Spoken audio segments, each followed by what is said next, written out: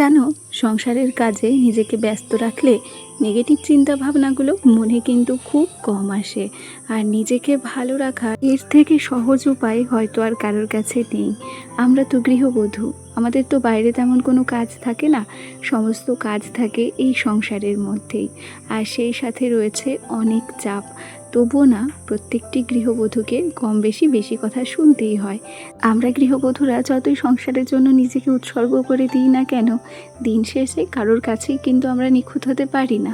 আমাদের খুঁত ধরার জন্য অনেক মানুষই থাকে। নমস্কার, কেমন আছো সবাই? আশা করছি সবাই ভালো আছো, আর আমরাও বেশ ভালো আছি। আমি রিমি। আজকে আমার আরও একটি নতুন ব্লগে তোমাদের সবাইকে অনেক অনেক স্বাগত জানাই। আর ব্লগের শুরুটাই করেছি আজকে ঘর গোছানো দিয়ে। আলনাটা না গোছানো থাকলে আমার কিন্তু একদম ভালো লাগে না। অগোছালো ঘরে ঢুকলে না আমার নিজেকে কেমন যেন পাগল পাগল মনে হয়। তাই আমি কি করি, যত যাই ব্যস্ত থাকি না কেন ঘরটাকে কিন্তু গুছিয়ে রাখার চেষ্টা করি। জানো, একটা ঘর গুছিয়ে রাখতে খুব বেশি সময় লাগে না, এটাও যেমন ঠিক, আবার একটা ঘর গুছিয়ে রাখতে বেশি সময় লাগে। তবে আমার মনে হয় অল্প নোংরা থাকতে থাকতে কিংবা অল্প অগোছালো থাকতে থাকতে যদি আমরা ঘরগুলোকে গুছিয়ে রাখতে পারি, যদি আমরা জামা কাপড় বিছানা এগুলোকে গুছিয়ে রাখতে পারি, তাহলে অতটাও কষ্ট করতে হয় না আমাদেরকে। ঘন্টার পর ঘন্টা সময়ও ব্যয় করতে হয় না। আমি এমনও মানুষ দেখেছি যারা কোনো দিন আলনায় গোছায় না। অনেককে দেখেছি আলনার উপরে জামা কাপড়ের স্তূপ বানিয়ে রাখতে। বিশ্বাস করো, এরকম হলে না আমার ঘরে টেকা দায়ী হয়ে যাবে। আমি যখন ও বাড়িতে যাই, অর্থাৎ বাবার বাড়িতে যাই, তখন সবার প্রথমে গিয়ে আমি খাটের দিকে তাকাই, তারপর আলনার দিকে তাকাই। আর কি করি জানো, সবার প্রথমে আমি খাট পরিষ্কার করি। কারণ ও বাড়িতে আমি যদি একটু দুপুরের দিকটাতে পৌঁছাই, তাহলে আমি গিয়ে আগে সোনাকে ঘুম পাড়িয়ে দিই। ওকে ঘুম পাড়ানোর পর আলনাটাকে ভালো করে মুছে নিই, ভালো করে গুছিয়ে নিই তারপর। আর ও বাড়িতে আমি প্রত্যেকটা দিন ঘর মুছি। আসলে আমার মনে হয় কি, প্রত্যেক দিন অল্প অল্প সময় হাতে নিয়ে নিজের ঘরটাকে গুছিয়ে রাখলে সেই ঘরের পিছনে খুব বেশি শ্রম ব্যয় করতে হয় না। আর প্রত্যেক দিনের কাজ না প্রত্যেক দিন গুছিয়ে নেওয়াই ভালো। তোমাদের সঙ্গে গল্প করতে করতে রান্না করে নিয়েছি।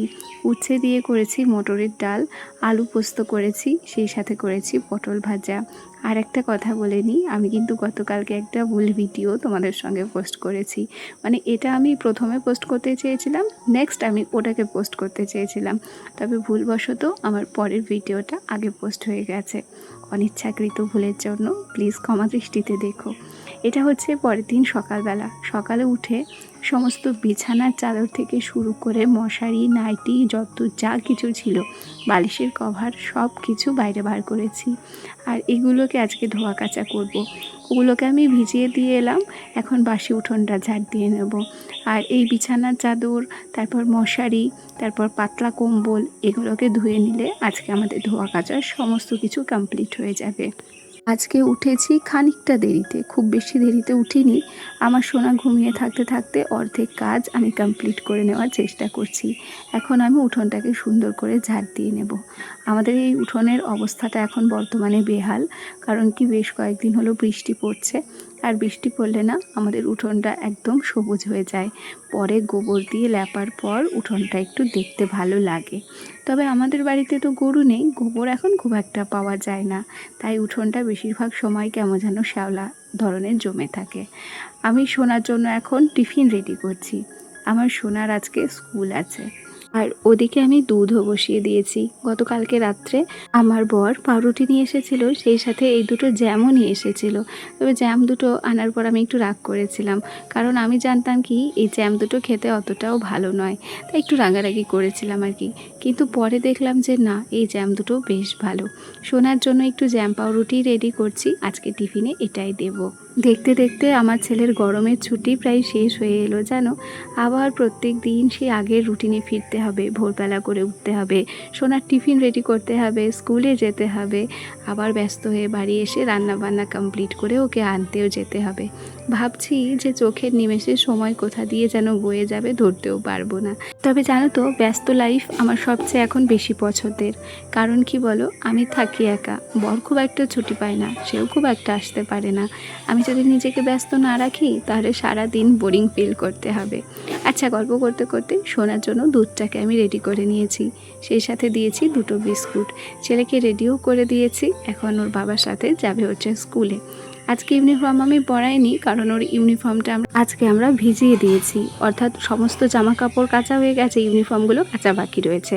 যাই হোক, সোনা এখানে রেডি হয়ে গেছে, ওর বাবা ওকে নিয়েও চলে গেল স্কুলে। যেহেতু ওর বাবা রয়েছে সেহেতু আমাকে আর যেতে হচ্ছে না। এই যে বাড়তি সময়টা, এই সময়টাতে ভাবছি যাবতীয় যে বাড়তি কাজকর্মগুলো রয়েছে এখন সেগুলোকেই কমপ্লিট করব। আর আজকে না এই সিঁড়িটাকে সুন্দর করে মুছে নেব।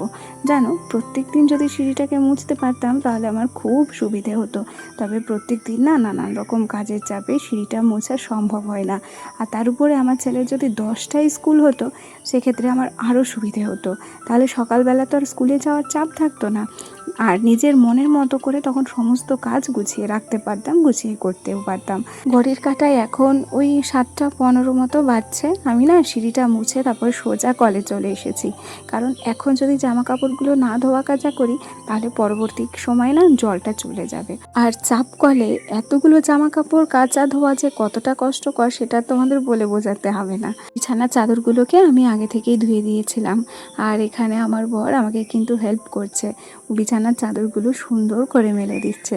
আর এর আগের দিন আমরা যখন করিমপুরে শপিং মলে গিয়েছিলাম তখন বেশ কিছু ক্লিপ কিনে নিয়ে এসেছিলাম। প্রত্যেকটা বিছানার চাদর মেলে দেওয়ার পর সেগুলোকে ক্লিপ দিয়ে আটকেছে। একটু খেয়াল করো, একটা বিষয় খেয়াল করে দেখবে, যে সমস্ত ছেলেরা চাকরি বাকরির সূত্রে বাইরে থাকে, যাদের নিজেদের কাজগুলো নিজেকেই করে নিতে হয়, সেই ছেলেদের কাজগুলো সত্যিই খুব ভালো হয়, পরিপাটিও হয়। আমি আমার বরের ক্ষেত্রে দিয়ে যেটা বুঝি সেটাই তোমাদেরকে বললাম। আমার থেকে না আমার বর কাজকর্মগুলো আরও বেশি সুন্দর করে। যাই হোক, গল্প করতে করতে আমার বিছানার চাদরগুলো কিন্তু মেলা হয়ে গেছে, আমার বরই মেলে দিয়েছে। এই পর্যায়ে তাকিয়ে রয়েছি আমরা আকাশের দিকে। আকাশে কিছুটা অংশ মেঘ ছিল, আবার কিছুটা অংশ হঠাৎ করে পরিষ্কার হয়ে গেছে। এখন ভাবছি যে ভালোই সমস্ত জামা কাপড়গুলো শুকিয়ে গেলে হয়। এরপরে না আমি স্নান করে নিয়েছি। সকাল থেকে এত কাজকর্মের চাপ ছিল, আজকে সকালবেলা কিন্তু চা খেতে পারিনি, তাই একেবারে সমস্ত কাজ সামলে তারপর স্নান করে নিজের জন্য 1 কাপ চা করে নিয়েছি।